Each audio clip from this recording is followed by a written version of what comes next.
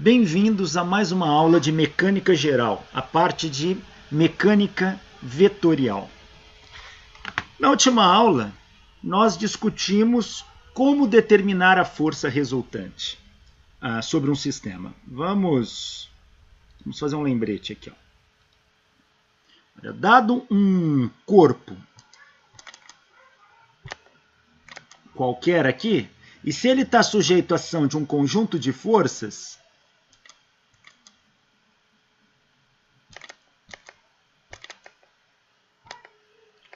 uma força aqui, outra força aqui. Vamos chamar essas forças de F1, F2 e F3.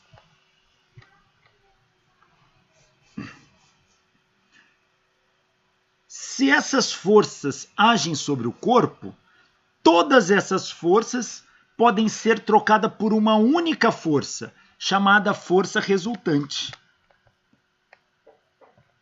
Ou apenas resultante, alguns livros chamam de R, que nada mais é que o somatório vetorial das I-forças. Então, basta eu fazer a soma vetorial dessas forças, que isso me dá a força resultante. A força ela é um vetor, então ela pode ser escrita na forma dos vetores unitários IJK. Então, uma força resultante pode ser escrita como uma componente x i, aqui sem flechinha, mais uma componente y j. E se tiver em 3 dimensões, mais a componente z k. O módulo dessa força, sem flechinha aqui, também escrito assim, é a mesma coisa, é a raiz quadrada da soma dos componentes ao quadrado.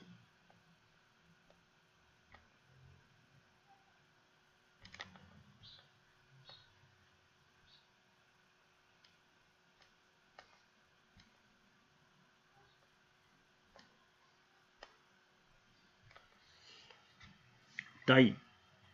E se nós decompusermos forças em eixos,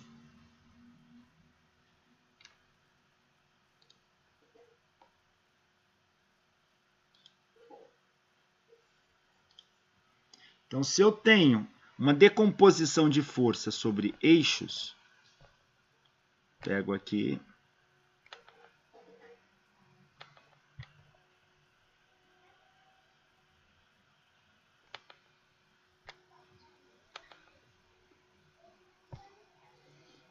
aqui eu tenho o eixo X e o eixo Y.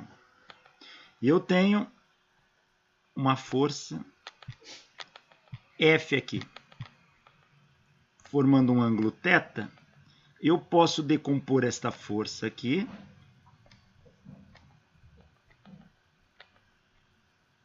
como uma componente Fxi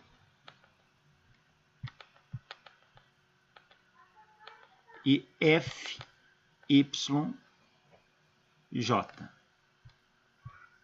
de tal maneira que o F seja Fx mais Fy. Aqui não tem flechinha, aqui coloquei, aqui não. Aí assim. Tá aí. Agora, se eu tiver mais de uma força no meu sistema, eu vou ter que dar nome para essas forças. Então, imagina que eu tenho uma outra força para cá, formando um ângulo beta. Eu vou chamar essa aqui de F2 e essa de F1. Então, essas componentes são 1. E agora eu vou ter as componentes 2, que serão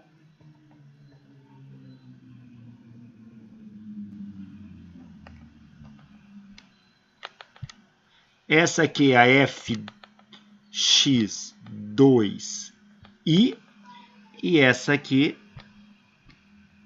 a fx2j. Essa aqui são as componentes 1, F1, F1 e F1. E agora eu vou ter também as componentes 2. F2 é F2, Fx2 mais Fy2. Quando eu decomponho, o ideal é que eu... Quem é minha força resultante que age neste ponto aqui? Quem é a força resultante que age nesse corpo aí? Ela é F1 mais F2. Então, a minha força resultante, ela é F1 mais F2. Agora, F1 é Fx1 mais Fy1. F2 é Fx2 mais Fy2. Então, a força resultante vai ser a soma dessas componentes. Então, a força resultante vai ser a soma da F1x mais a F2x e a F1y mais F2y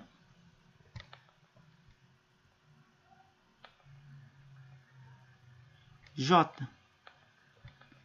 Então, a resultante sempre vai ser dado pela soma das componentes das outras. Ah, mas quem é F1x e F2x? Bom, F1x e F2x eu tiro daqueles ângulos. F1x vai ser F1 cosseno θ. F2x vai ser F2 seno θ.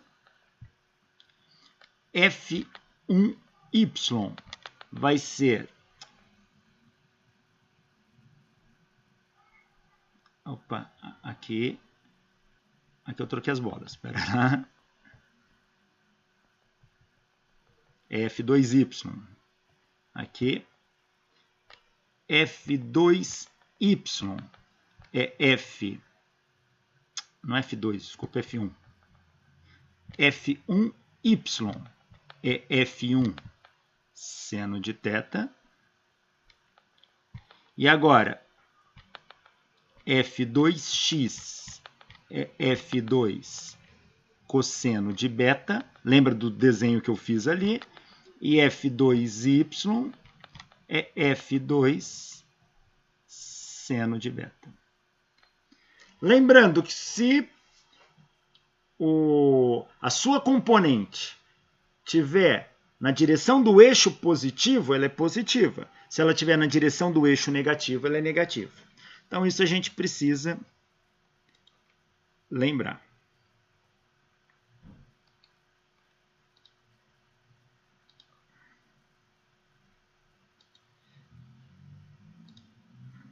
Vamos fazer mais alguns exercícios? Olha este problema aqui, ó.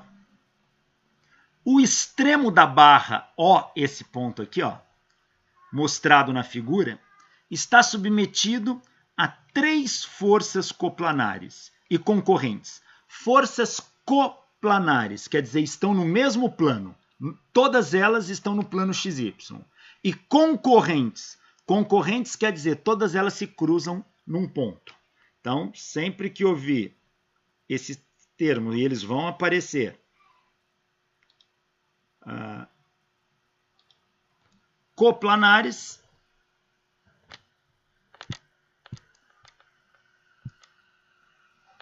quer dizer mesmo plano.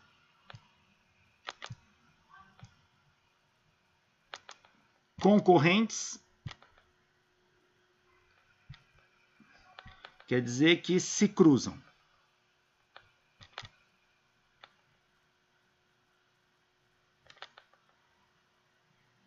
Tá aí.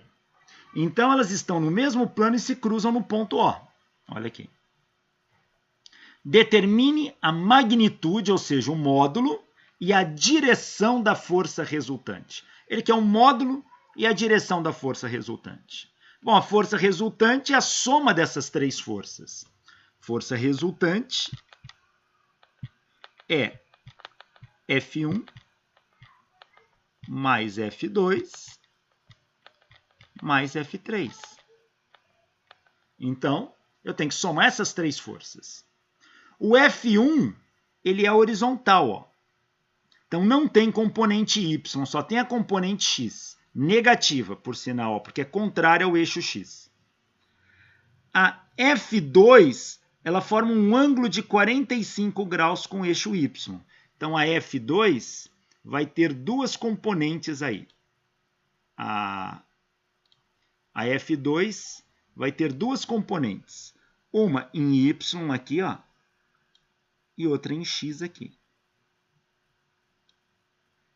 Essa em X aqui é como se ela estivesse aqui, a mesma coisa. Esta componente está com o ângulo, então ela é F2 cosseno. Essa está sem o ângulo, ela é F2 seno. E a outra componente, F3, ela vai ter uma componente aqui, ó.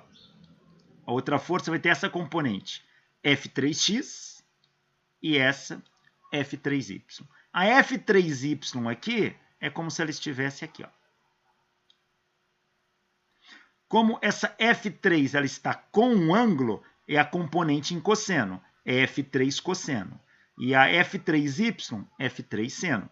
Lembrando, quando aqui é 3, 4, 5, isso aqui vai servir para você fazer a inclinação. Se aqui é F3y, opa,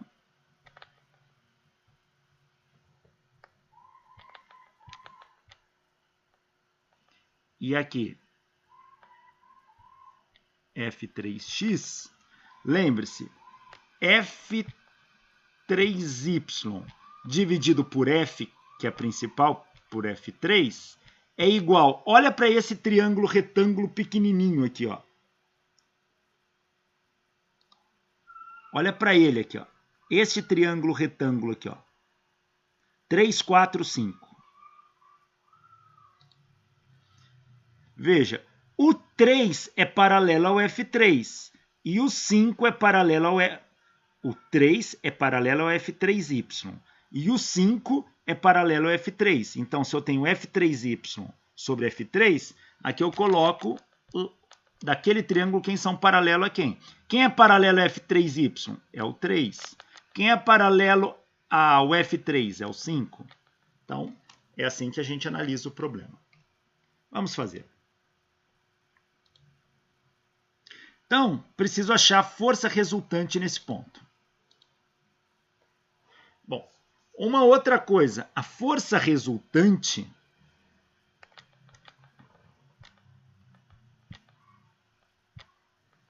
que nada mais é que o somatório vetorial das forças, ela pode ser a soma das componentes da força resultante. Força resultante, ela é força resultante em X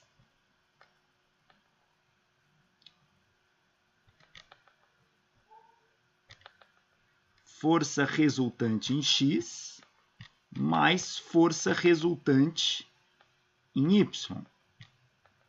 Quem é a força resultante em X? Força resultante em X é o somatório de todas as forças que estão no eixo X. E força resultante em Y é o somatório de todas as forças que estão no eixo Y.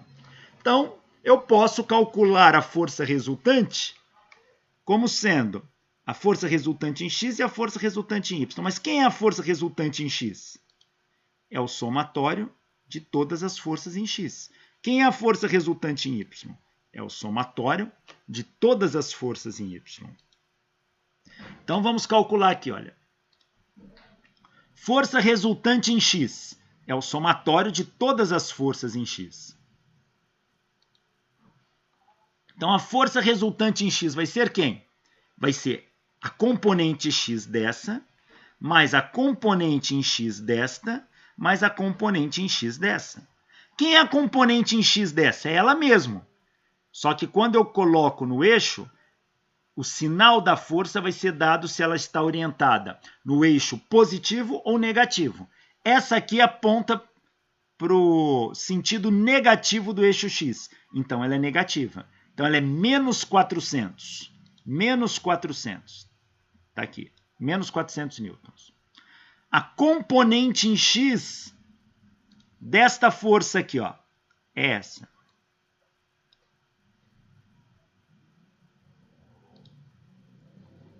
A componente em X desta força é esta aqui, ó.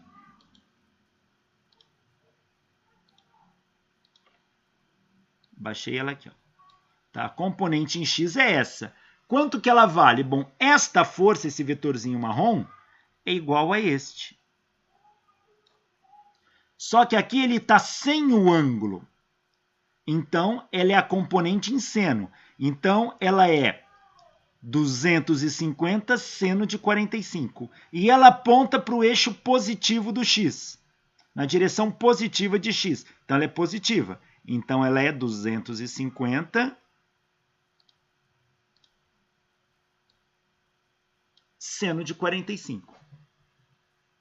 E esta outra força aqui?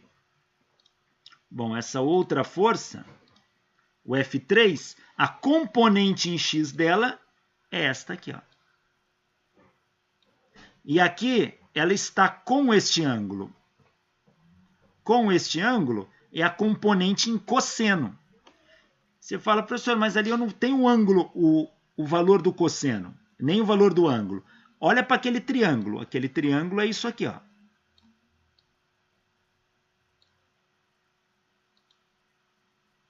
O ângulo ali é este ângulo aqui, θ.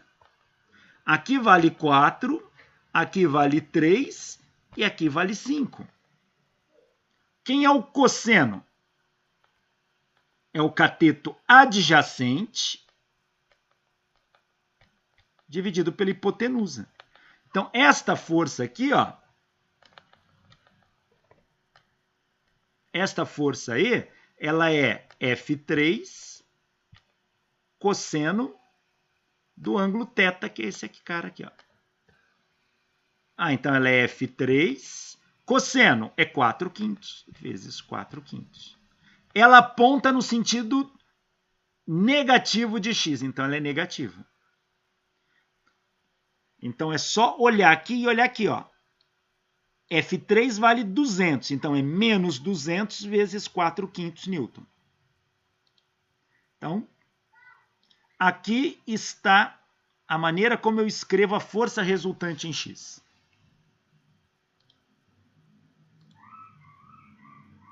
Fazendo essa conta, a força resultante em X dá menos 383,2 newtons. Menos quer dizer que a força resultante em X aponta na direção contrária do eixo X, ou seja, no sentido negativo do eixo X. Quem é a força resultante em Y? É o somatório das forças em Y. Então, quem vai ser a soma de todas as componentes em Y. Veja, qual é a componente em Y desta força? Não tem. Ela está no eixo X, ela não tem. A componente em Y dá 0. Então, é 0, eu nem escrevo. Quem é a componente em Y da força F2? É este vetor aqui, ó.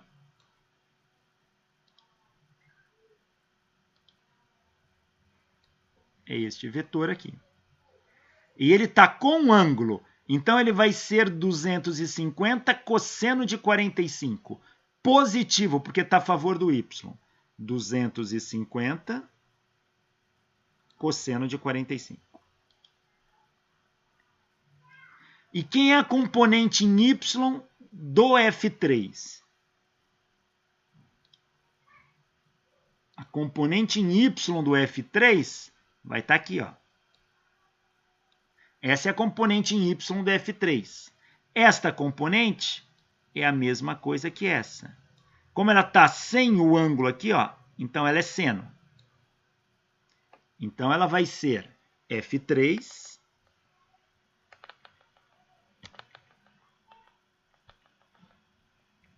seno de θ. A componente y aponta no sentido do eixo y, então ela é positiva. Tá aí. Então ela é F3. Olha para aquele triangulinho. Quem é o seno? É o cateto oposto sobre hipotenusa. Então é F3 que multiplica cateto oposto 3 sobre hipotenusa 5. Então é isso que eu tenho que fazer. Então é 200 vezes 3/5. 200 vezes 3/5. Está aqui. Então, as componentes, a força resultante em y é 250 cosseno de 45 mais 200 vezes 3/5. Fazendo essa conta, dá 296,8 newtons. Ou seja, ela é positiva porque ela aponta a favor do eixo y.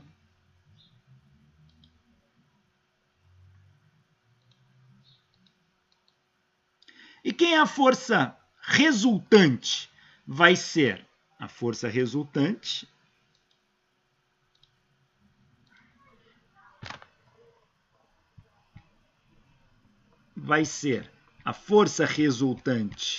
em x mais a força resultante em y. Então é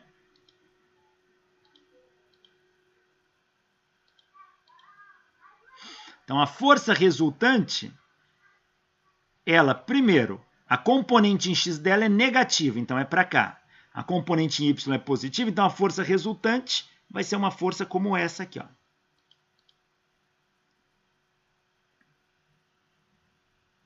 Eu poderia escrever essa força assim. Poderia escrever essa força resultante assim. A componente em x é menos 383,2. Então, é menos 383,2 i, porque é a componente em x, mais 296,8J. Então, a força resultante, o vetor força é esse. Ele não pediu o vetor, mas ele pediu o módulo, ó, a magnitude, ó, e a direção. Então, eu vou escrever já direto o módulo. Quem é o módulo? É a raiz quadrada de menos 383,2 ao quadrado, mais 296,8 ao quadrado. Isso me dá o módulo. Então, vamos ver aqui. Então, está aqui. A força resultante, o módulo dela é a raiz de menos 383,2 ao quadrado, mais 296,8 ao quadrado. Fazendo essa conta, dá 485 newtons. Ou seja, a magnitude da força resultante dá 485 newtons. E a direção? Direção é esse ângulo aqui que forma com o eixo x. Eu posso tirar por tangente. Então, veja, a tangente disso aqui vai ser, ó, desse triângulo aqui, ó. A tangente é cateto oposto, que é esse cara aqui, por cateto adjacente, que é esse cara aqui. Então, a tangente de θ vai ser cateto oposto, tem esse tamanho aqui, que é 296,8, dividido por cateto adjacente, 383,2. Se a tangente de θ é isso, então θ é o arco tangente disso. Θ é o arco tangente disso.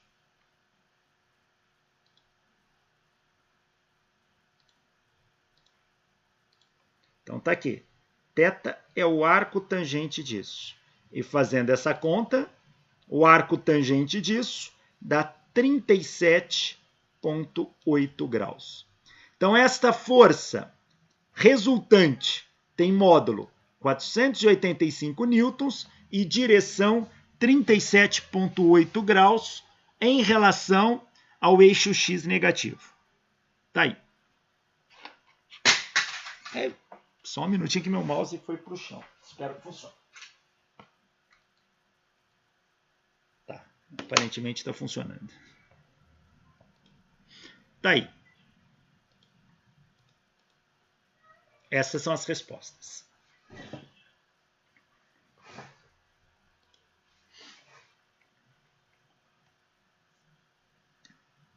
Olha esse aqui, ó. Expresse a força que se mostra na figura como um vetor cartesiano. Toda vez que ele falar como um vetor cartesiano, ele quer que você escreva essa força como sendo um Fx I mais um Fy J mais um Fz K. É isso que ele quer, tá?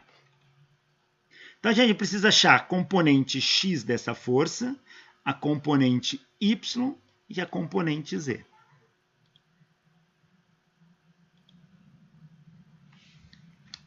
Então vamos lá.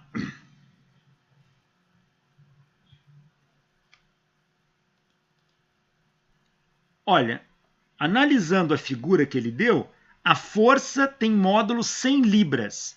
Libra é a unidade de força. A força tem módulo 100 libras.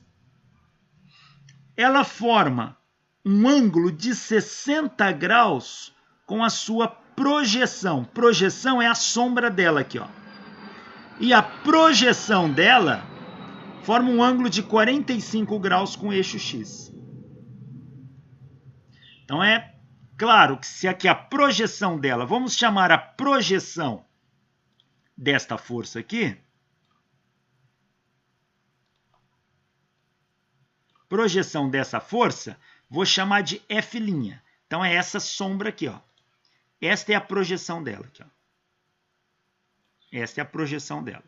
No plano XY. Esta é a projeção dela. Eu vou chamá-la de F'. Então, quem é F'? É a projeção de F no plano XY. E o F' faz um ângulo de 45 graus com o eixo x. Então, obviamente, ele vai fazer um ângulo de 45 graus com o eixo y também.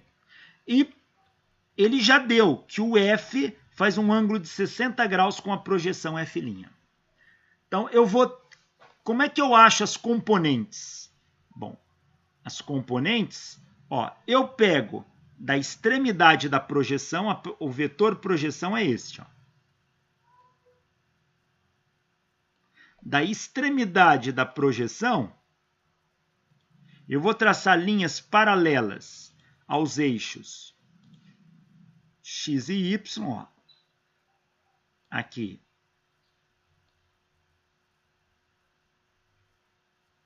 Aqui. E aonde eles cruzam os eixos, eu vou traçar o vetor projeção naquele eixo.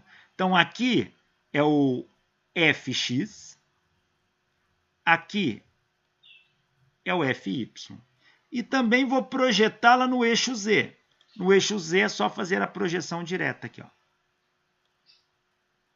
Só fazer a projeção direta.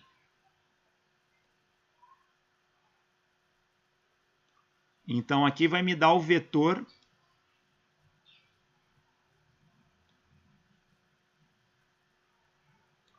FZ. Deixa eu fazer em outra cor aqui.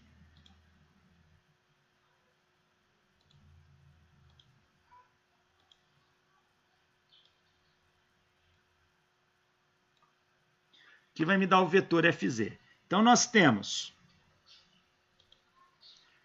Fx, Fy. Opa, esse Fy ficou feio.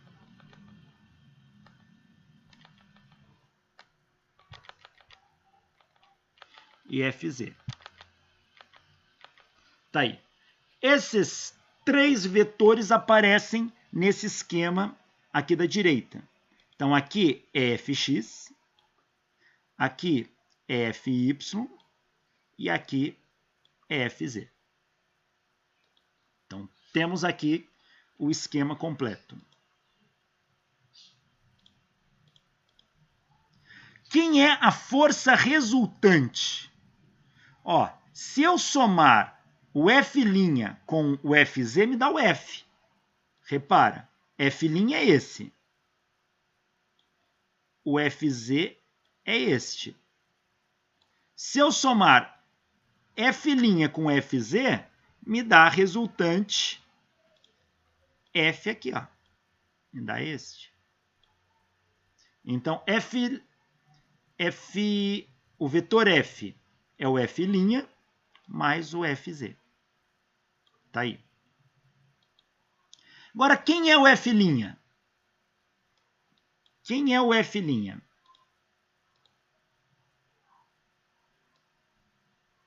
O F' nada mais é do que o Fx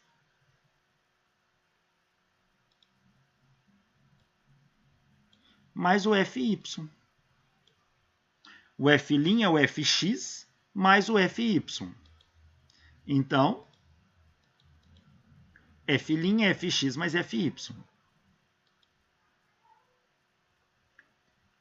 Quem é o Fz? Olha, o Fz, este cara aqui,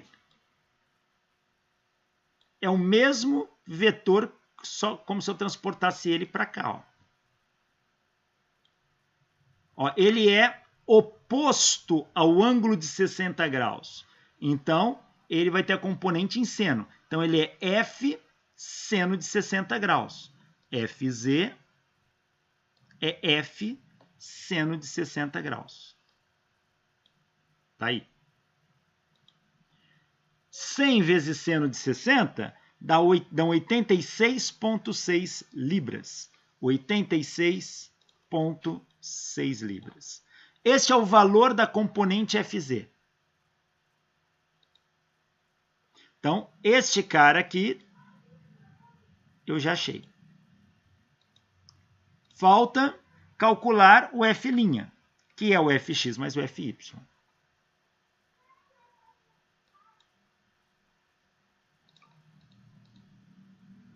Quem é o F'?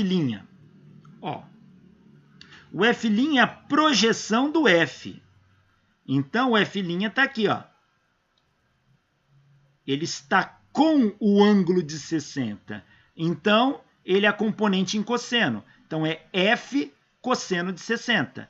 É 100 cosseno de 60 graus. Então, o F' é 100 cosseno de 60 graus, que dão 50 libras. 50 libras. Está aqui. Então, o F' dão 50 libras.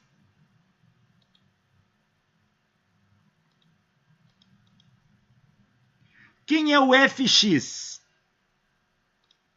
Fx é esse cara aqui, ó. Ele está com o ângulo de 45 entre ele e o F'. Então, ele é a componente em cosseno de F'. Então, o Fx ele vai ser F' cosseno de 45. F' deu 50 libras.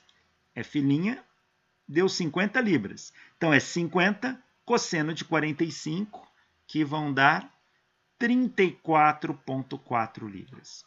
Então, 34,4 libras é o valor de Fx, é o módulo de Fx. E é claro, aqui é o Fy. Ele está sem o ângulo, então ele é componente em seno de 45 do F'. Então, Fy é F' seno de 45, que é 50, seno de 45, que também dão 35,4 libras. Então, achamos o módulo de Fx, Fy e Fz. Mas ele quer que eu escreva o vetor F como um vetor cartesiano. Então, dado Fx, Fy e Fz, quem é o meu vetor F? O meu vetor F vai ser Fxi mais Fyj mais Fzk. Fx, 35,4, então é 35,4i. Fy é 35,4, então é 35,4j, só que agora, olha para onde aponta o Fy. O Fy, ó, ele está apontando para cá, então ele está no sentido negativo de y. Então ele tem um sinal de menos aqui, ó. Ele tem um sinal de menos. E o Fz? Fz vale 86,6 libras. O Fz aponta no sentido positivo de z. Então, é 86,6K. Então, o vetor F, ele é 35,4i menos 35,4j mais 86,6K libras. Este é o vetor F. Como que eu calculo o módulo desse vetor? É a raiz quadrada de fx quadrado mais fy quadrado mais fz quadrado. Então, a raiz quadrada de 35,4 ao quadrado mais 35,4 ao quadrado mais 86,6 ao quadrado. Fazendo essa conta, isso dá 100 libras, que era o valor original que o problema já tinha dado aqui. Ó. Tá aí.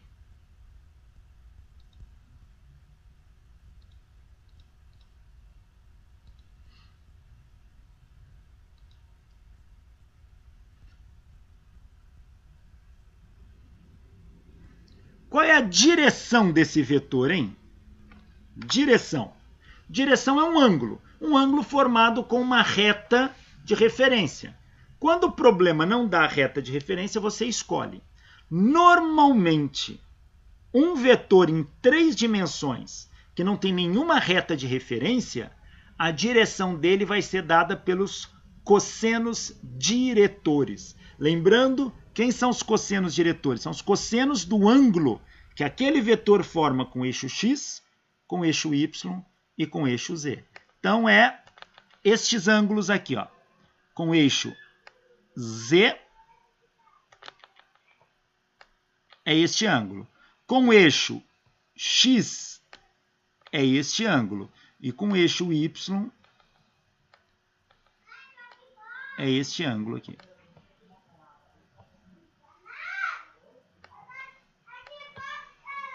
Tá? Então, são esses 3 ângulos. Geralmente, a gente chama um de alfa, um de beta e um de gama. Então, vamos lá. Lembrando que os cossenos diretores são as componentes x, y, z do vetor unitário.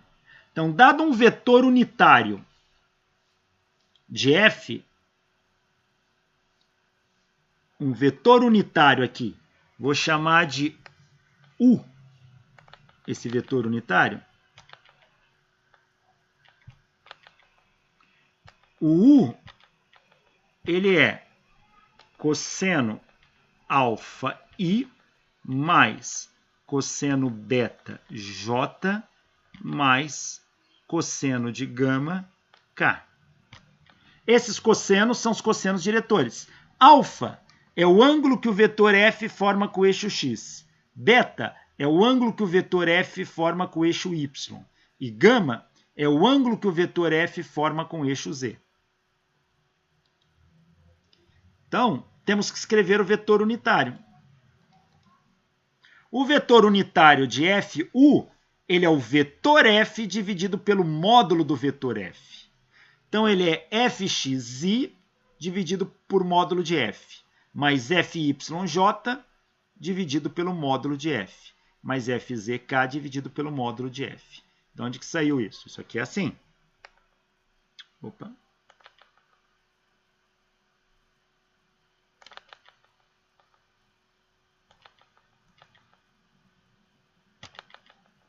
Isso aqui, o meu vetor unitário U, ele é o vetor f pelo módulo do vetor f. Então, ele é fxi mais fyj mais fzk dividido pelo módulo de f.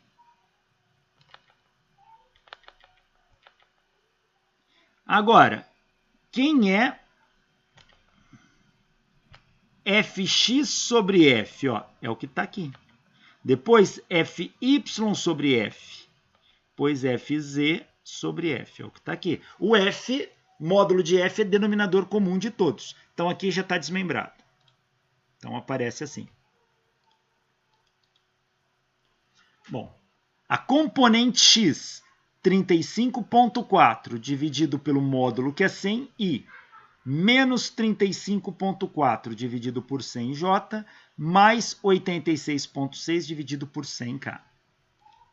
Se a gente fizer essas contas, o vetor unitário U é 0,354i menos 0,354j mais 0,866k.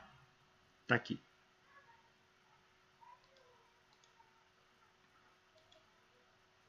Mas a gente já sabe que o vetor unitário ele é cosseno de alfa i mais seno de alfa j, mais cosseno, desculpa,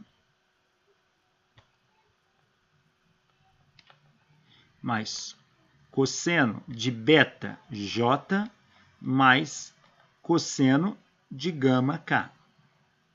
Então, quem é o cosseno de alfa? Compara esta equação com esta aqui, ó.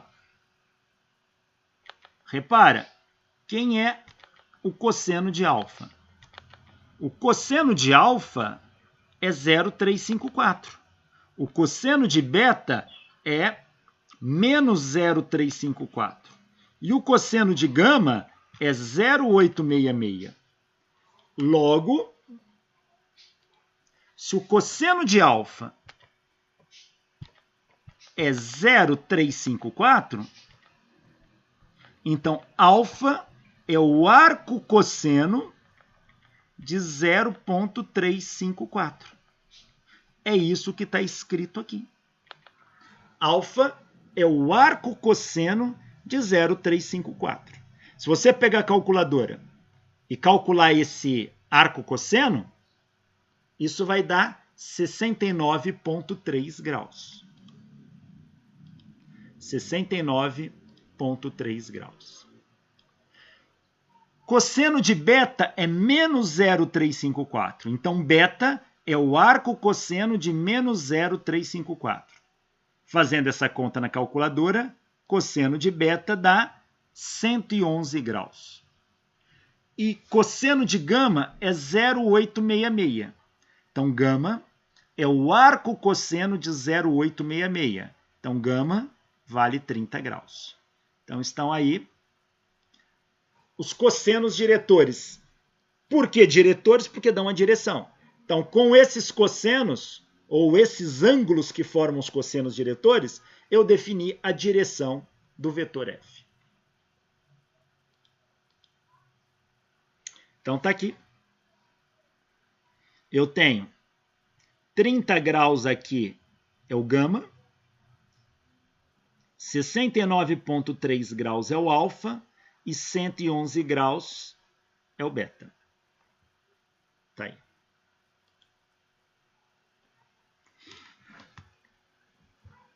Força dirigida ao longo de uma linha.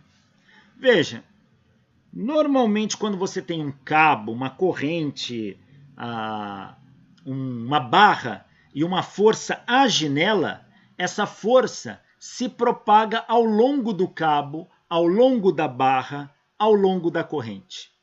Olha esta figura aqui. Nesta figura, eu tenho uma corrente aqui e aplico uma força F tracionando essa corrente.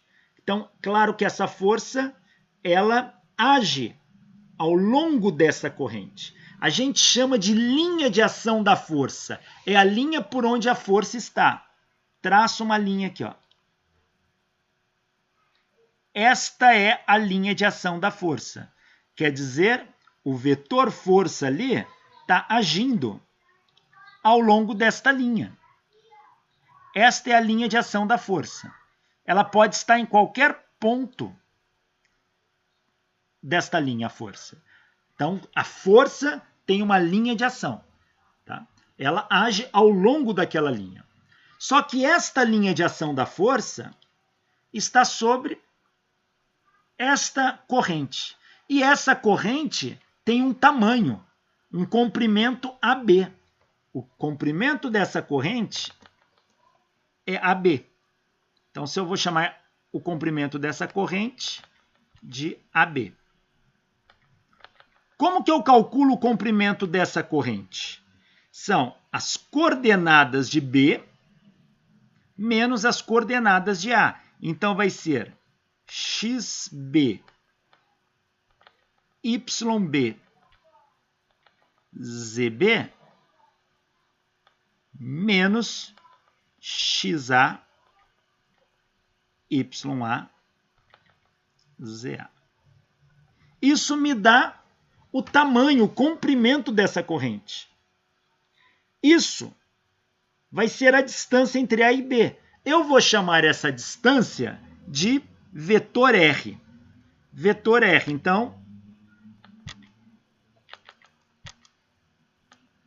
eu vou chamar essa distância de vetor R.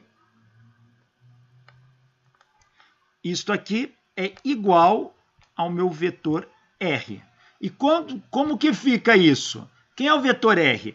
Ó, ele é XB menos XA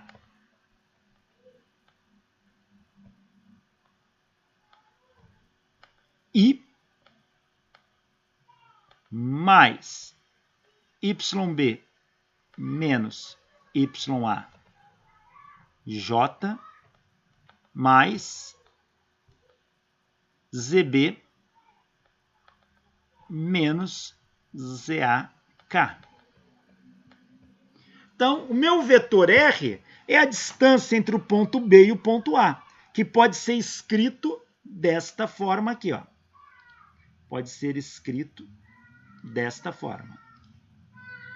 Esse é o meu vetor R, ó. XB menos XAI mais YB menos YAJ mais ZB menos ZAK. Bom, se a força age ao longo de R, ela tem a mesma direção de R. Então, o vetor unitário de R é o vetor unitário que dá a direção da força. Então, quando uma força ela age ao longo de uma corda, de um cabo, de uma barra, a linha de ação dela está sobre aquilo ali. Então, se eu pegar dois pontos distantes naquela corda, naquela barra, aquilo vai me dar um vetor R. O vetor unitário daquele vetor R é o mesmo vetor unitário da força. Então, como a força aqui está na mesma direção do vetor unitário R, o vetor unitário da força, o vetor unitário do vetor força, como é que eu escrevo o vetor força? É o módulo do vetor força vezes um vetor unitário. Mas o vetor unitário, como é que eu escrevo o vetor R? É o módulo de R vezes um vetor unitário. O que eu estou dizendo é que esses vetores unitários são exatamente os mesmos. Por que eles são os mesmos? Porque a força tem linha de ação ao longo de R. Então, eu posso escrever o meu vetor força assim. Meu vetor força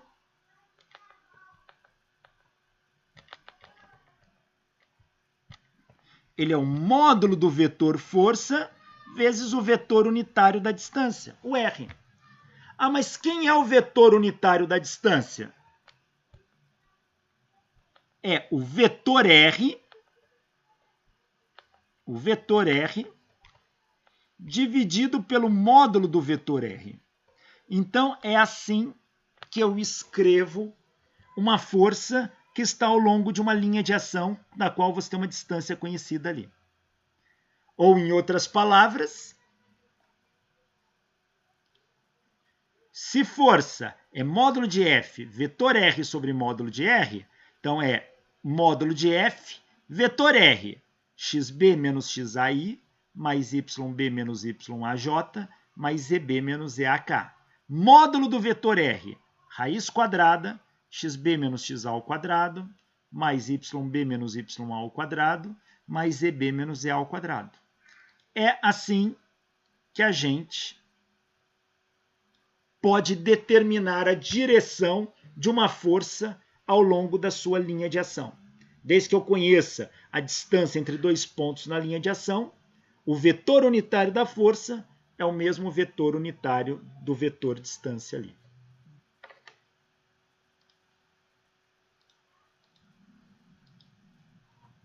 Vamos fazer um exercício aqui, olha.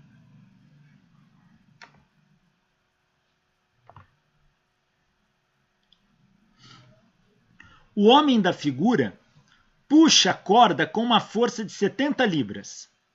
Determine a força que atua sobre o suporte A e sua direção. Então, esse homem está aplicando uma força aqui, ó, para cá. A linha de ação dessa força se propaga ao longo da corda. Então, é como se essa força estivesse agindo lá no ponto A. Ele quer o módulo desta força e a direção dela. Então, é isso que ele está pedindo.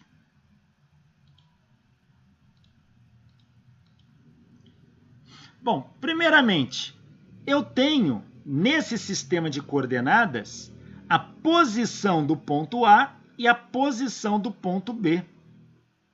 Então, eu posso calcular o vetor distância que vai de A para B, porque eu quero a força agindo lá. Ó. Então, a força vai de A para B.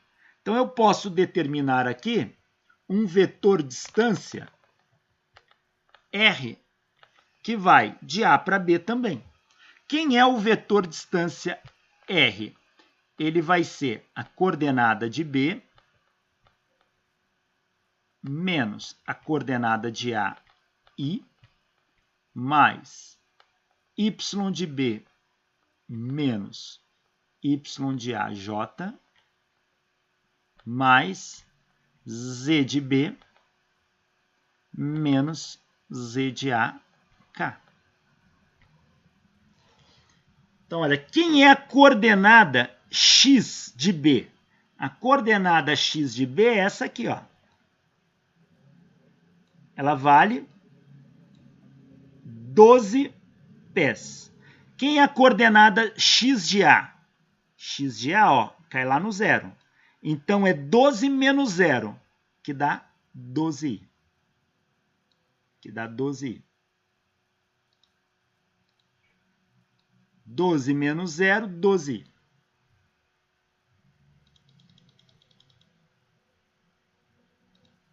Quem é y de B?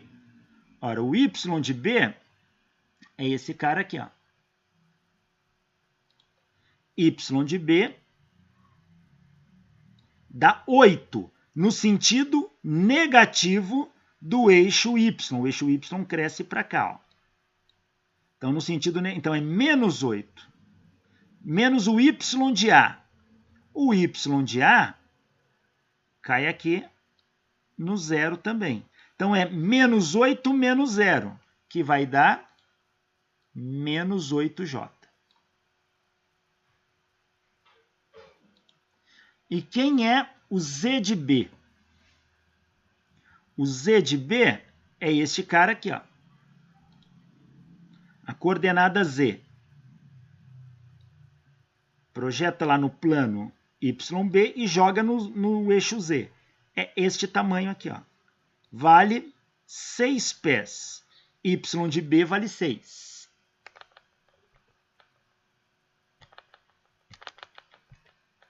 Menos Y de A. Ora, o Y de A já está ali marcado. O Y de A é esse cara aqui mesmo, ó. 30 pés. Então, Y de A é 30. 6 menos 30 dá menos 24. Então, é menos 24K. Tá aí. Ou seja, o vetor distância que vai de A para B é 12i menos 8j menos 24K.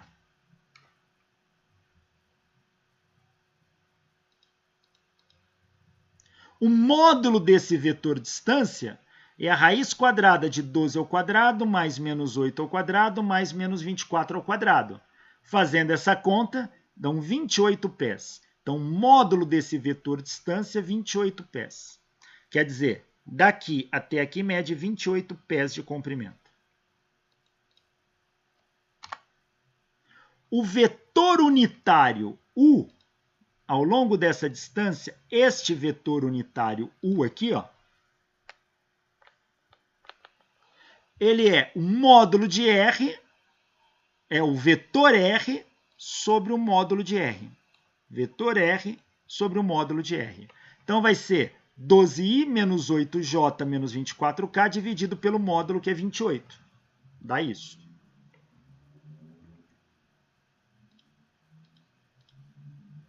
Quem é o vetor força nessa direção? É o módulo da força vezes o mesmo vetor unitário, que é o mesmo da distância, pois a distância e a força estão na mesma linha de ação. Logo, o vetor força é o módulo da força vezes o vetor unitário. O módulo da força é 70 libras. Então, é 70 vezes este vetor unitário aqui. Ó. Então, é 70 vezes 12 sobre 28i, menos 8 sobre 28j, menos 24 sobre 28k.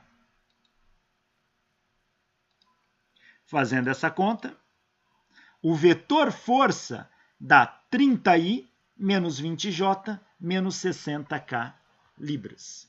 Então, esse é o vetor força. Então, repare que eu determinei a força através do vetor unitário da distância.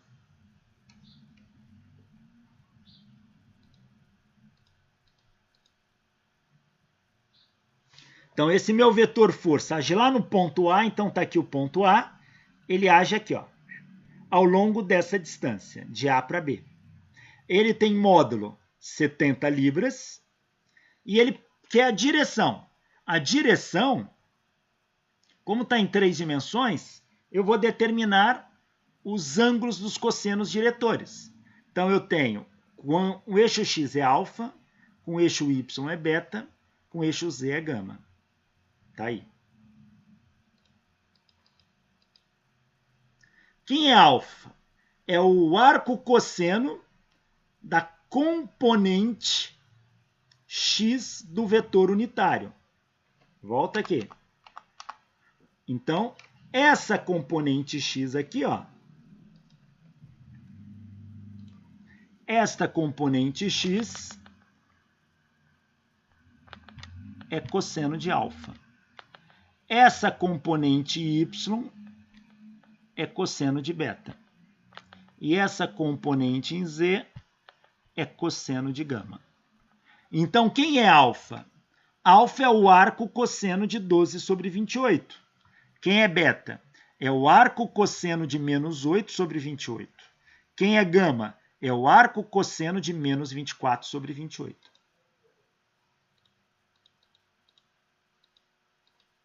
Então, alfa é o arco cosseno de 12 sobre 28, que dão 64,6 graus. Beta é o arco cosseno de menos 8 sobre 28, que dão 107 graus. Gama é o arco cosseno de menos 24 sobre 28, que dão 149 graus. Então, essa é a direção do vetor F. Tá aí.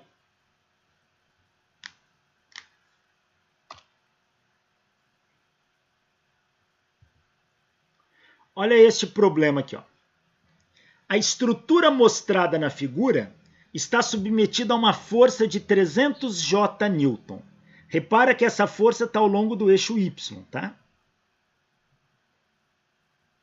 Determinar as magnitudes das componentes desta força paralela e perpendicular ao elemento estrutural AB.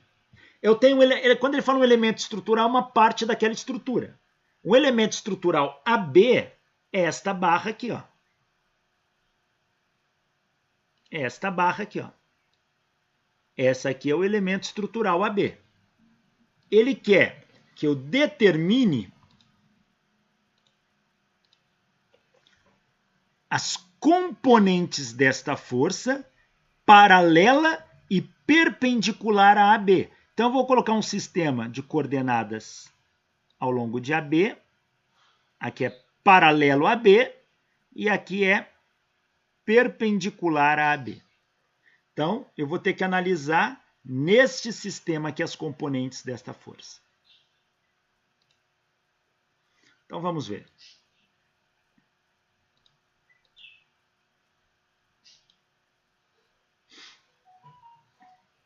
Tá aí. Aqui na figura ele colocou a componente perpendicular para baixo. Tá? Tanto faz. Para cima ou para baixo ele não especificou, então pode ser para cá. Então, essa é a componente paralela ao elemento estrutural e essa é a componente perpendicular ao elemento estrutural. Então, eu decomponho o vetor F num F paralelo a AB e num F perpendicular a AB. Ao longo da distância AB, eu tenho um vetor unitário B aqui, ó.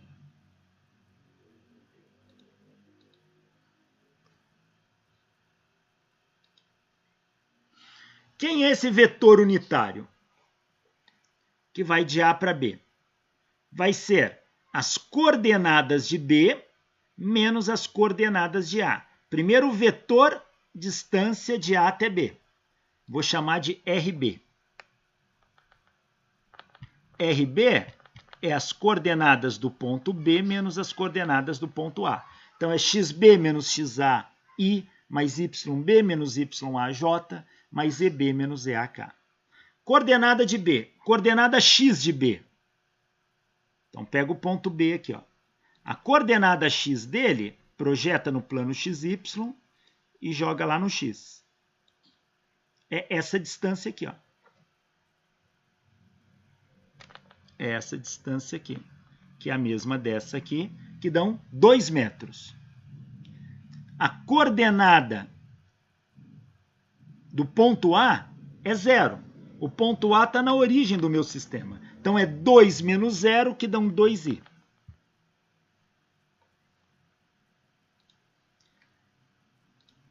A coordenada y de B, projeta o B no plano XY e joga ele lá no eixo Y. A coordenada y de B é essa distância aqui, ó, que vale 6 metros aqui, ó. 6 metros. Então, é XB menos XA. Como as coordenadas de A são 0, pois o A está na origem do sistema, então é 6 menos 0, que dão 6 J's. E a coordenada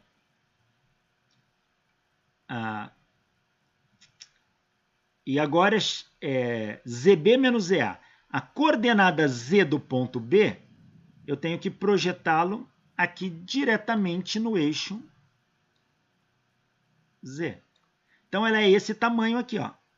Esse tamanho é este tamanho aqui, que vale 3 metros. A coordenada de A é 0, porque A está na origem.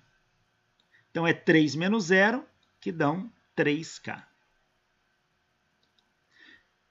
Então, o vetor RB é 2i mais 6j mais 3K.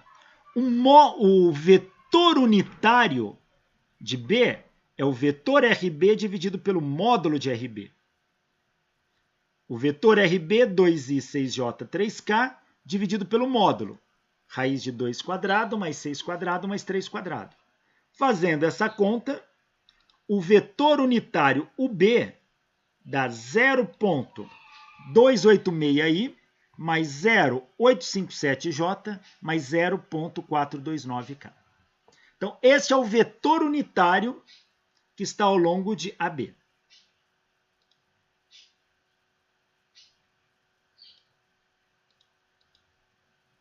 Está aqui.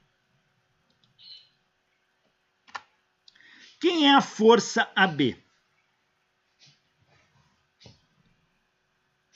A força AB é a projeção da força F sobre o eixo AB aqui, ó.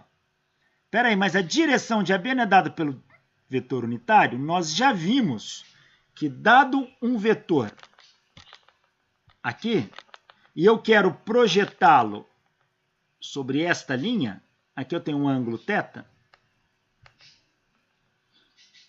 Se aqui eu tiver um vetor unitário U,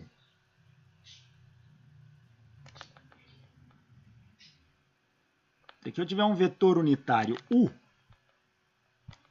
e aqui eu tiver um vetor A, a projeção de A sobre U, a projeção de A sobre U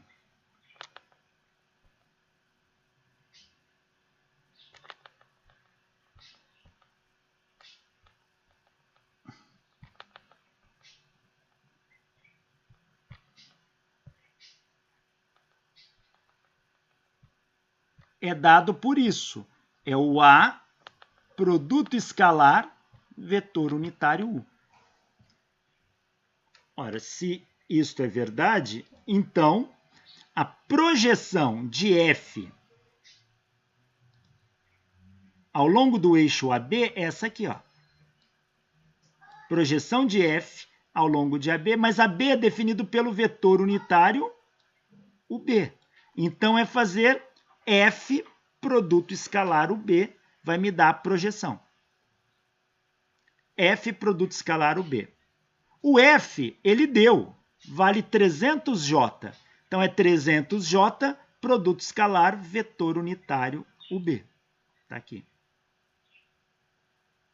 Faz essa produto escalar, que eu tenho o F, a projeção de F na direção de AB. Então, fazendo o produto escalar, ó, faz I com I, J com J e K com K. Eu não tenho I com I, então dá 0. Não tenho K com K, dá 0. Mas eu tenho 300J com 0,857J. Esses dois aqui, eu multiplico. E quando eu faço isso, meu FAB, a projeção dele ao longo do eixo AB, dá 257,1 newton. Você fala, professor, mas o UB não está na barra? Não, o UB ele define a direção da barra. A direção vai por toda a linha de ação aqui, é infinita. Ó. Tudo que tiver nessa linha aqui, ó, tem o vetor UB associado. Então, essa é a projeção de F paralelo à barra B.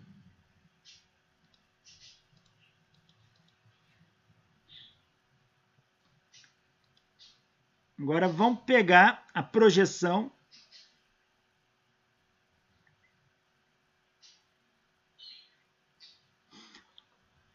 Quem é o vetor FAB?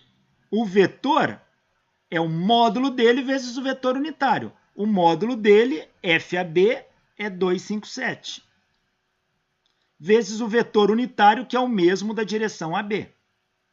Então, se eu multiplicar o módulo dele, 257.1, vezes o vetor unitário, ó, vai me dar o vetor FAB. Quando eu faço essa conta, eu vou ter o vetor FAB. Então, esse vetor FAB, multiplicando termo a termo aqui, vai dar 73,5I mais 220J mais 110K Newton.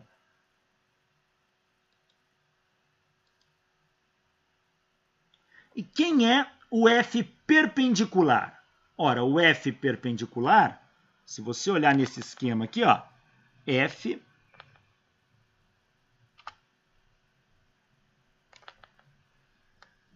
que é o FAB, aqui é o F perpendicular. Então, se eu somar o vetor F,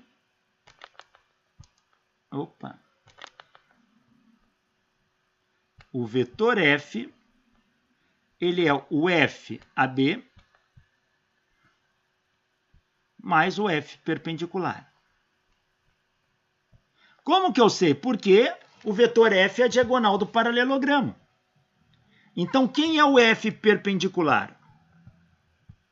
Ele é o vetor F menos o FAB. Passei o FAB para o outro lado. Só fazer isso.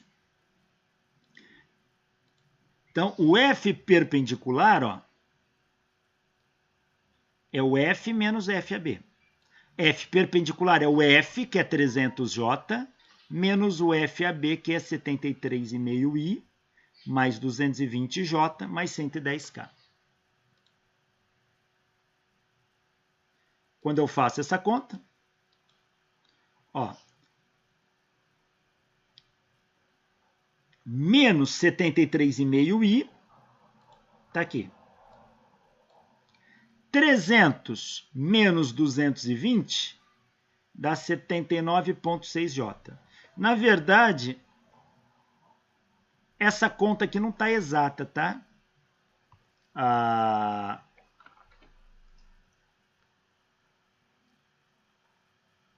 Quer ver? 300 menos...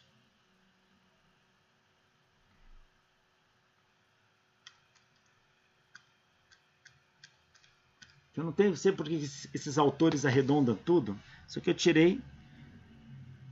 Eu acho que isso aqui é diretamente do livro do Hibbeler. E olha o que ele faz. Ele arredonda aqui para 220. Mas o valor correto é 220,4. Então, quando eu faço a conta aqui, eu estou fazendo 300 menos 220,4 para dar 79,6. Tá?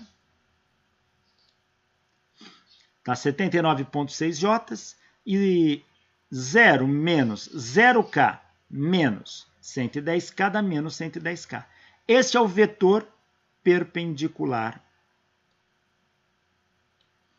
E esse é o vetor paralelo. O que o problema pediu? Determinar as magnitudes das componentes destas forças, perpendicular e paralela. A magnitude paralela eu achei, falta achar a perpendicular.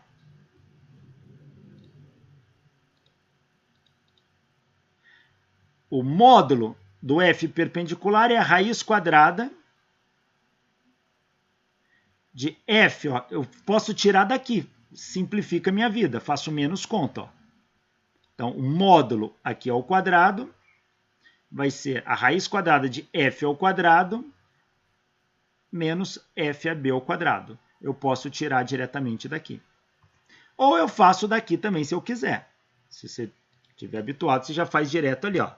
F perpendicular é a raiz de menos 73,5 ao quadrado.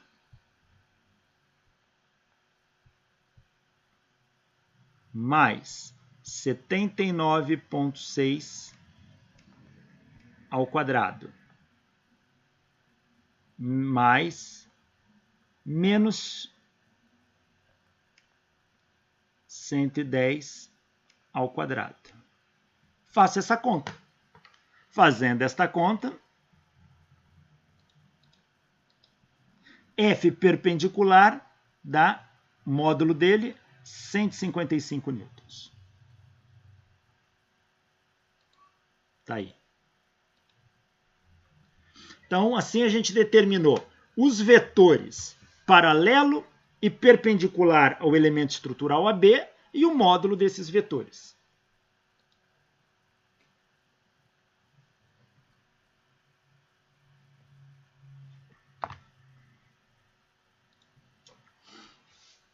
Equilíbrio de uma partícula. Bom, primeiramente, quando a gente começa a estudar o equilíbrio, é onde a gente entrou diretamente no estudo da estática. Estática é o ramo da mecânica que estuda o equilíbrio dos corpos. O equilíbrio dos corpos é uma relação associada entre força e movimento. Então, a estática estuda o equilíbrio dos corpos. E a gente pode estudar a estática sob duas perspectivas. Estática da partícula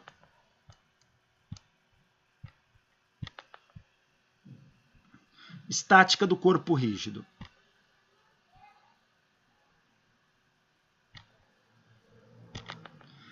Partícula é uma parte pequena, é uma estrutura que tem massa, mas não tem tamanho, não interessa o tamanho dela. Você vê como um ponto. Corpo rígido é um corpo extenso que interessa o tamanho dele e que não deforma. Tá? Então a gente vai estudar a estática sob as duas perspectivas. Primeiramente, nós vamos estudar a estática da partícula. Depois, estática do corpo rígido. Para que a gente estuda isso? Por que o engenheiro estuda? A engenharia é um campo bastante complexo, que tem como base, na sua estrutura básica, no seu alicerce, a física. Isto é física. Então, o engenheiro ele precisa ter uma base boa de física, para que ele possa entender aquilo que ele está fazendo, quer seja nos seus projetos, quer seja nas suas análises. E a estática ela é importante para a gente estudar a análise das estruturas dos corpos. Então, a estática permite estudar análise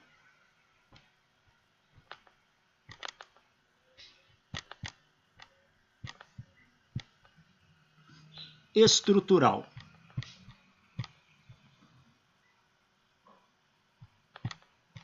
O que é análise estrutural? É como que a estrutura dos corpos se comporta. Pode ser numa construção civil, interesse grande para o engenheiro civil. Então, como que a coluna, a viga de um prédio se comporta, estrutura de uma ponte, estrutura de um guindaste. Pode ser para o engenheiro mecânico. Entender a análise estrutural de peças. Ou pode ser para outros ramos da engenharia, que não vai trabalhar diretamente com a estrutura, mas o raciocínio da análise estrutural vai estar por trás. Então, desde do engenheiro de alimentos, por exemplo, que vai trabalhar numa indústria que lida com máquinas, entender um pouco a estrutura dessas máquinas permite fazer com que o raciocínio dele atue de uma maneira mais fluida sobre aquilo que ele vai trabalhar. E mais, ele pode trabalhar num projeto estrutural envolvendo indústria, cozinha e outras coisas mais que estão associadas no processamento de alimentos. Então, a análise estrutural ela é importante em todas as áreas da engenharia. E a base dela é a estática. Então, é disso que a gente começa a tratar agora.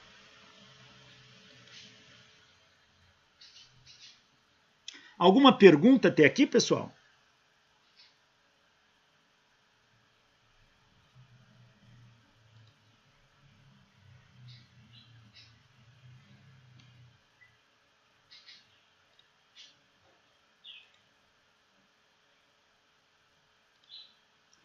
Tudo bem até aqui? Alguma pergunta?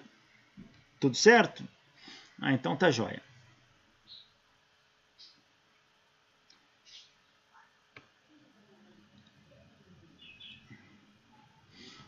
Então, vamos começar estudando o equilíbrio de uma partícula.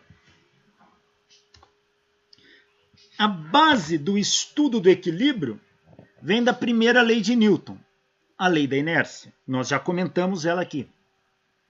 O que diz a lei da inércia? Vamos entendê-la com um pouco mais de detalhes. A lei da inércia diz que todo e qualquer corpo, todo e qualquer, nenhum está livre disso. Todo e qualquer corpo, livre da ação de forças, ou seja, quando nenhuma força age no corpo, ou se houver forças agindo sobre ele, mas com resultante nula, olha que afirmação interessante. Todo e qualquer corpo livre da ação de forças, ou se houver forças sobre ele, mas com resultante nula, este corpo só poderá se encontrar em duas situações distintas, em duas condições distintas.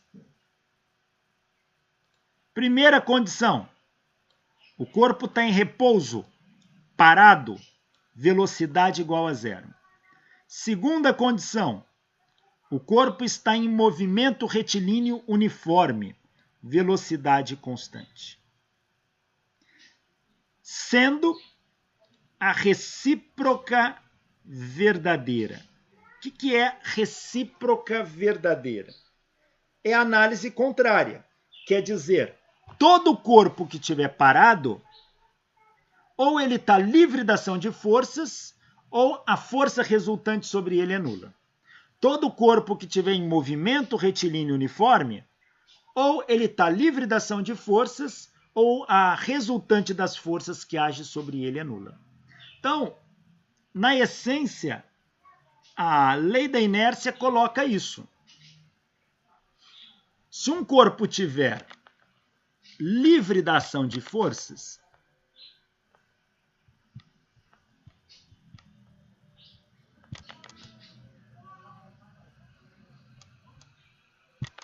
vai acontecer isso.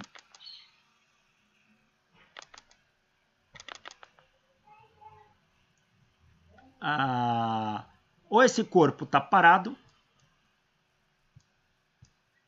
ou ele está em movimento retilíneo uniforme.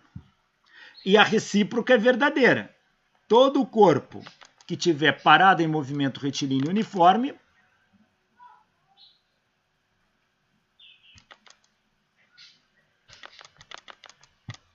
ele está livre da ação de forças. Esta é uma condição.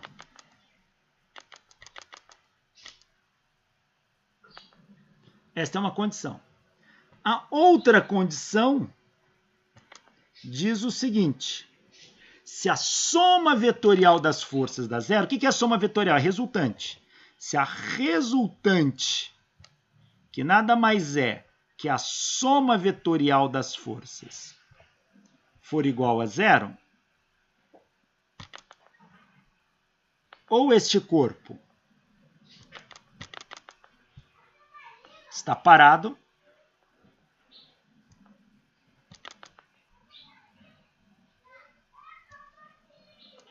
ou ele está em movimento retilíneo uniforme, sendo a recíproca verdadeira, a análise contrária verdadeira.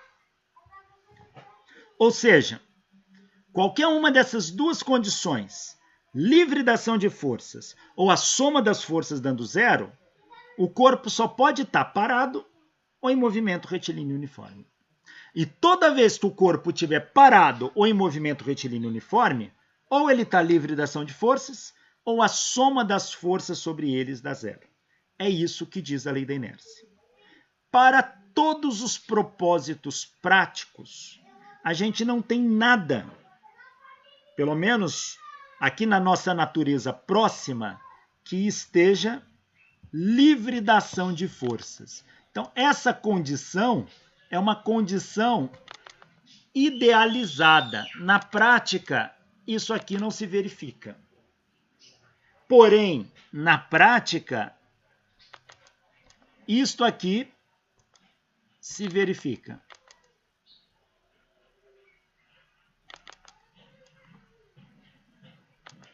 Ou seja, aqui na superfície da Terra, não tem nenhum corpo que está livre da ação de forças. No mínimo, a gravidade age sobre todos, então não tem como estar livre da ação de forças. Se o corpo não pode ficar livre da ação de forças, isso é uma condição idealizada, então todos os corpos, ao menos aqui na superfície da Terra, eles estão sob ação de forças. Mas pode acontecer da soma das forças, ou seja, a força resultante, dar zero. E se a força resultante der zero, ou esse corpo vai estar parado, ou ele vai estar em movimento retilíneo uniforme. É isso, na essência, que diz a lei da inércia.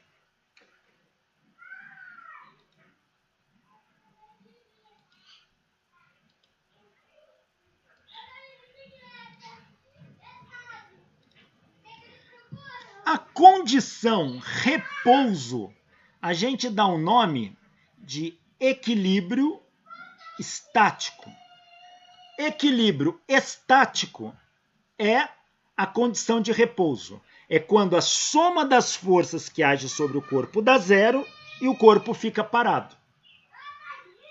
A condição somatório das forças dando zero, produzindo movimento retilíneo uniforme, é chamado de equilíbrio dinâmico. Equilíbrio dinâmico. Então, quando é que você tem um equilíbrio dinâmico? Quando o corpo tem velocidade constante. Se o corpo tem velocidade constante, você garante que a soma das forças que está agindo sobre ele dá zero. Quando o corpo está parado, você garante que a soma das forças que está agindo sobre ele dá zero. Então, essas são as duas condições fundamentais de equilíbrio. Equilíbrio estático, o corpo está parado. Equilíbrio dinâmico, o corpo está com velocidade constante.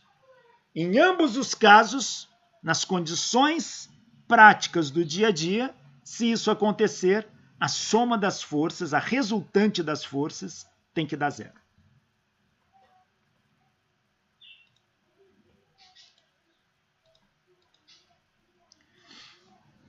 Olha esse corpo aqui. 3 forças estão agindo sobre ele. Se esse corpo estiver parado, eu garanto que a soma das 3 forças dá zero. Se o corpo estiver em movimento, eu já não garanto mais. Agora, se o corpo estiver em movimento com velocidade constante, aí eu garanto que a soma das forças dá zero também. Então, a condição de equilíbrio de uma partícula é o somatório das forças tem que dar zero. Então, condição de equilíbrio.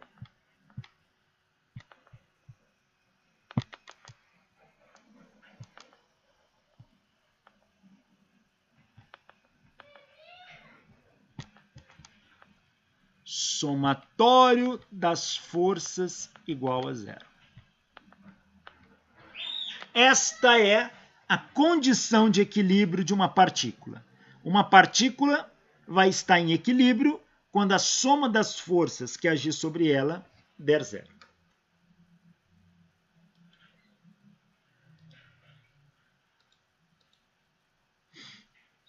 E uma coisa interessante, e nós já vimos, se a resultante das forças der zero, e eu estou chamando agora a resultante de R, se a resultante for zero, essa resultante no plano, ela pode ser decomposta assim. A soma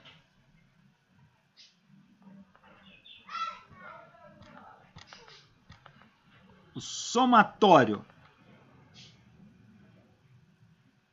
não posso fazer nem de somatório, já estou falando em resultante.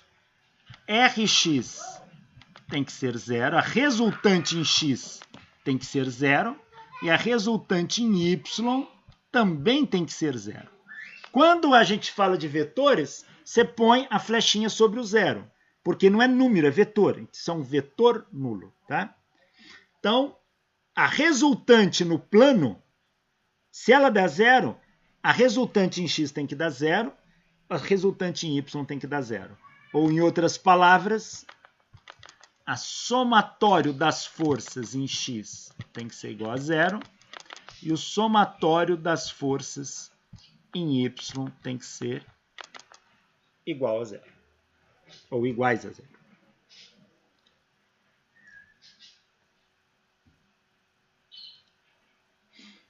Então, condição de equilíbrio no plano. A resultante Rx tem que ser 0. Ou seja, a somatória das forças em x tem que dar 0. A resultante em y tem que dar 0. Ou seja, somatório das forças em y tem que dar 0. Essa é a condição sine qua non, é aquela condição fundamental. Sem ela, o equilíbrio não acontece.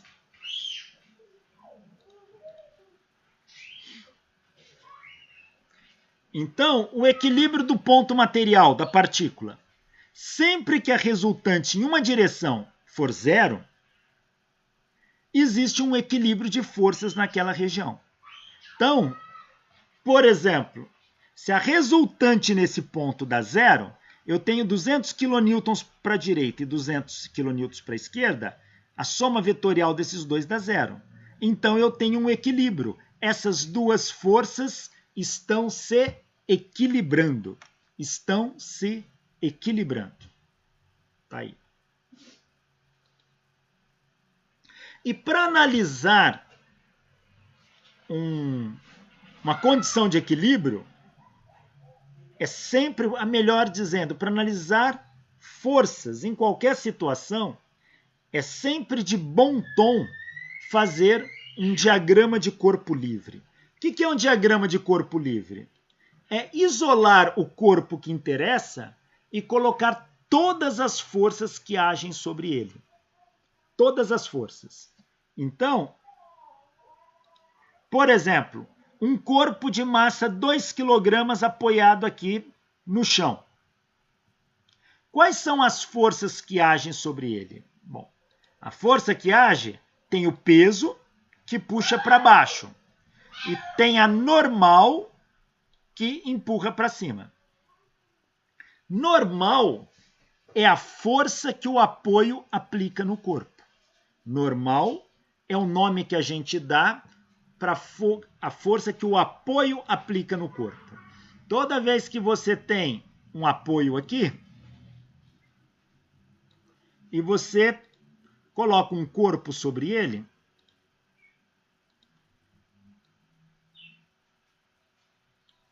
há um contato entre o apoio e o corpo. Há uma força de contato trocada. O corpo aplica uma força no apoio, para baixo. E o apoio reage aplicando uma força contrária no corpo.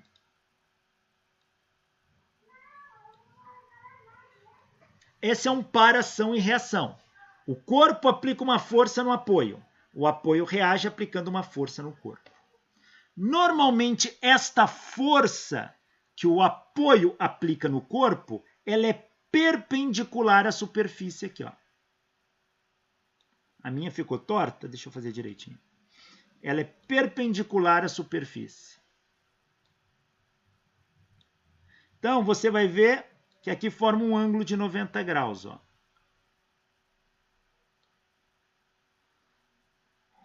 Forma um ângulo de 90 graus ali. Então, ela é perpendicular. A gente chama todo vetor perpendicular de normal. Então, uma condição de normalização vetorial é um vetor estar perpendicular a alguma coisa. Então, esta resposta, esta é a reação.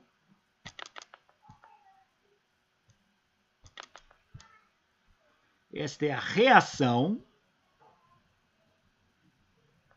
normal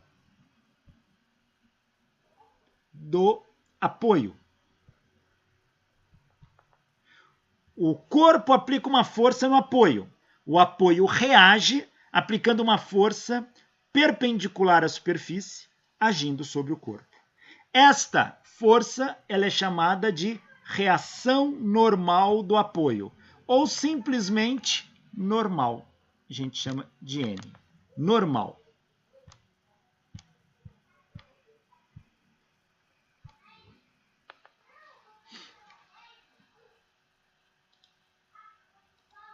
Então, voltemos aqui.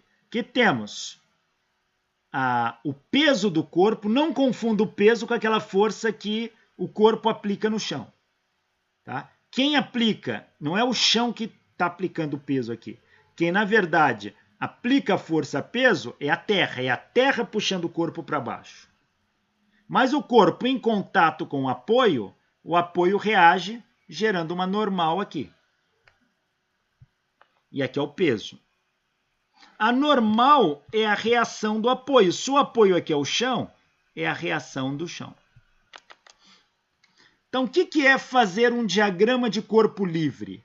É separar os elementos envolvidos e colocar as forças que agem sobre cada corpo. Então, se eu separar o chão do corpo, no corpo, o corpo está isolado. Fazer o diagrama de corpo livre dele é colocar as forças que agem sobre ele. É o peso do corpo, age aqui, e aqui a reação que o chão aplica no corpo. Esta reação, ela é anormal.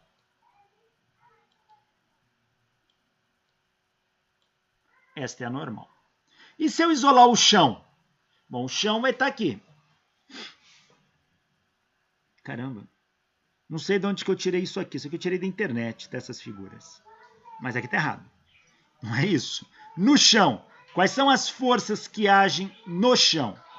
O peso do corpo não está agindo no chão. Tá? Isso aqui está errado. Tá errado. Quais são as forças que agem no chão? As forças que agem no chão é esta aqui, que vai ser... Deixa eu riscar isso aqui. Não é isso. A força que age no chão é a força de contato do corpo com o chão. Tá aqui. Não há contato entre o corpo e o chão, então o corpo aplica uma força de contato no chão. É essa aqui.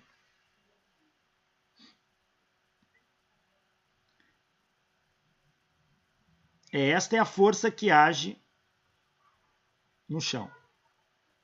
Então, no chão, quem está atuando é a força de contato do corpo com o chão. Essa reação do chão aqui não existe. Essa força de contato do chão do corpo com o chão é a normal, é a reação da normal. Então, ela é menos anormal. E esta reação que está aqui não existe, isso aqui está errado. Então, só teria essa no chão agindo. Tá?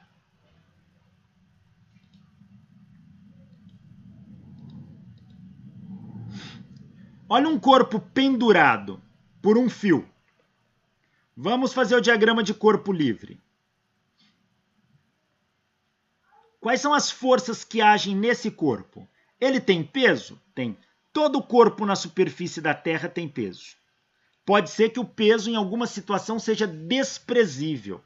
Ele seja pequeno demais comparado com as outras forças envolvidas e você despreza ele.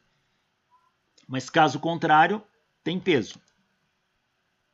Então esse aqui é o peso do corpo. Agora tem uma força no fio. A força no fio, quando o fio está esticado, ela é chamada de tensora. Então aqui tem uma tensora.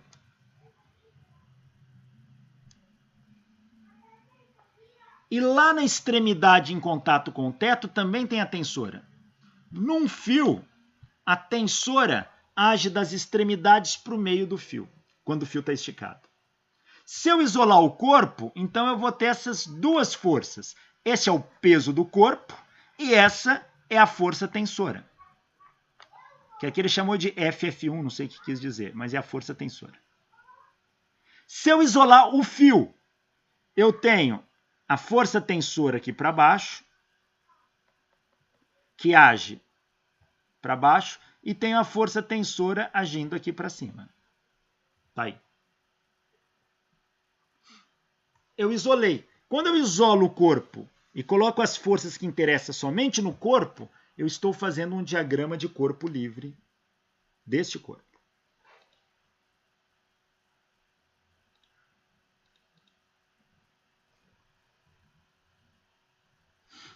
Olha aqui. Esse sistema. Eu tenho um apoio aqui, onde eu tenho um corpo redondo aqui de 1 kg. Sobre esse corpo eu tenho uma barra. Sobre as extremidades dessa barra eu tenho dois corpos redondos de meio quilograma. Vamos analisar. Vamos pegar este corpo aqui, fazer o diagrama de corpo livre dele. Está aqui. Quais são as forças que estão agindo sobre ele? Vamos começar aqui de cima. Vamos pegar esse primeiro corpo. Qual é a força que está agindo? O peso e a normal aqui, ó. Força da barra no corpo. Essa é a normal. E nesse outro corpo? O peso dele e a normal. E nesta barra? Nesta barra, eu vou ter a normal que o corpo de 1 kg aplica nela. E vou ter a força de contato que o corpo de meio quilograma aplica nela para baixo. E a força de contato que o outro corpo de meio quilograma aplica nela para baixo. E agora, nesta esfera. Nesta esfera, eu vou ter quem? Eu vou ter o peso da esfera, que é este aqui. Eu vou ter a normal, que age nessa esfera, aqui. E eu vou ter a força de contato que esta barra aplica na esfera para baixo. Está aqui. Então, eu isolei o corpo e coloquei todas as forças que agem sobre ele.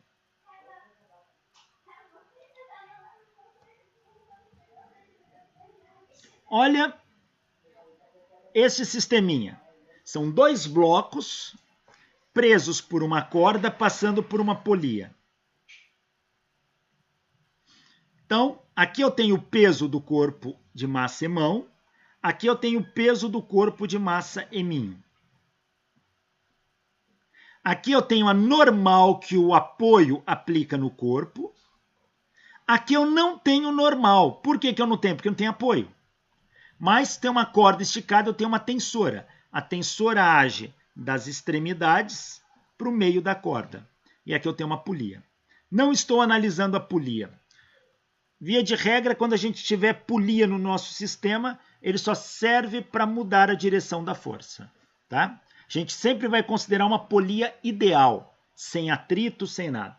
Quando a gente estudar rotações, que envolve os momentos de inércia, aí a gente considera a polia. Então tá aí, são essas as forças que estão agindo nesse sistema. Esse é o diagrama de corpo livre desse sistema.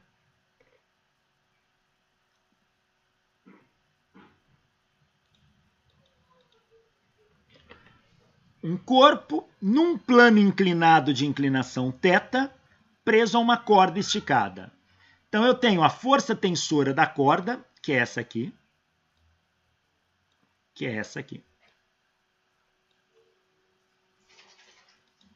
Eu tenho a reação normal do apoio, que é a normal, que o apoio aplica no corpo. Lembra? Sempre perpendicular ao apoio, que é essa aqui. E eu tenho o peso do corpo. Pessoal, o peso sempre puxa para o centro da Terra. Normalmente, se você estiver num local plano, ele é perpendicular à superfície do local. Tá? Mas, que eu estou falando do chão. Tá? Mas normalmente, ele é o Na verdade, ele não aponta para o chão, ele aponta para o centro da Terra. Então está aqui a força-peso. É esta aqui que corresponde a esta aqui. Então, isto aqui é o diagrama de corpo livre. Que eu posso resolvê-lo aqui, ó. E posso até pegar o peso e decompor. Olha, eu joguei o peso, passei uma linha ao longo da normal, ó, e decompus o peso ao longo do eixo da normal e perpendicular a ela. Então, ó, decompus o peso aqui e decompus o peso aqui. Claro que este aqui é igual a este aqui. Tá aí.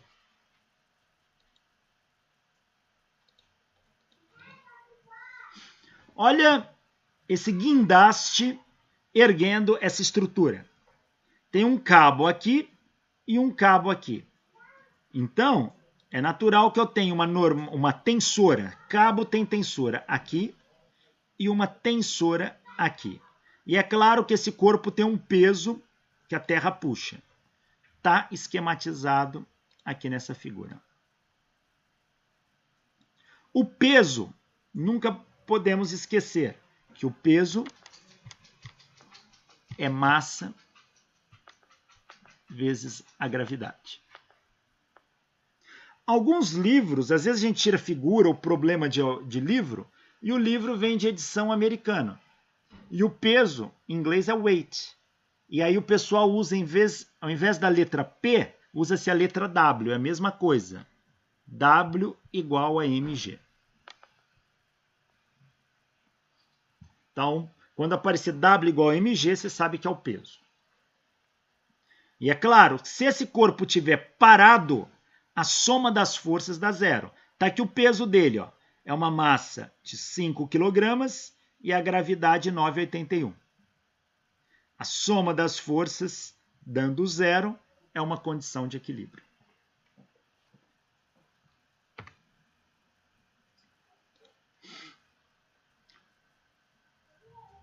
Bom, pessoal, eu agradeço a atenção, a paciência de todos. Eu vou parar por aqui. Na próxima aula a gente continua falando de equilíbrio de partícula e aí a gente vai estender um pouco mais isso e resolver exercícios de equilíbrio de partícula. Agradeço a atenção, paciência de todos e até o nosso próximo encontro. Obrigado.